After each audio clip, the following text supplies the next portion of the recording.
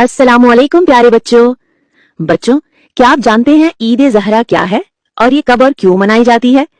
तो आओ आज मैं आपको ईद ज़हरा के बारे में बताऊंगी। प्यारे बच्चों, 9 ज़िलहिज से लेकर 8 रबीउल अव्वल तक हम सोग मनाते हैं। इन दिनों में हम स्याह कपड़े पहनते हैं, खुशी नहीं मनाते बल्कि अपने मौला और बीवी को पुरसा देते हैं।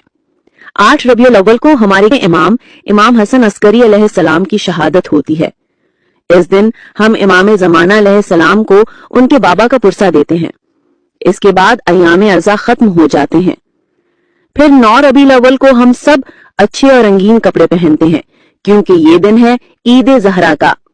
और प्यारे बच्चों, हम ईद ज़हरा इसलिए मनाते हैं क्योंकि बच्चों 9 रबीउल अव्वल को अमीर तार ने, जिनका करबला के जुल्म में बहुत बड़ा रोल था, उन्हें वासिले जहन्नुम करके उनके सर इमाम ज़ैनुल आबिदीन के पास तोहफे में भिजवाए।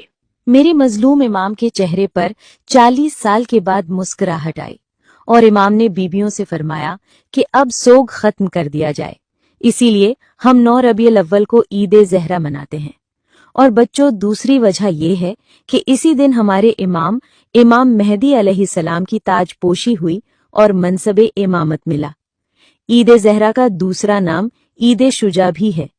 ईद शुजा इसलिए कहते हैं क्योंकि उस दिन अमीर मुख्तार ने अपनी शुजाहत दिखाई और करबला के दुश्मनों को वासिले जहन्नुम किया।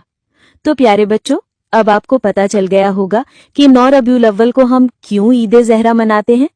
और प्यारे बच्चों, 9 रबीउल अव्वल को सोग खत्म करने का मतलब ये नहीं कि हम अपने मौला को भूल जाते हैं या अहले बैत का गम खत्म हो जाता है, बल्कि जो हमने 2 महीने 8 दिन मजालिस सुनी, उनसे जो सीखा उसको साल भर अमल में लाएंगे, उस पर अमल करेंगे और हम अपने मौला को और उनकी प्यास को, उनकी जुल्म को कभी नहीं भूल सकते।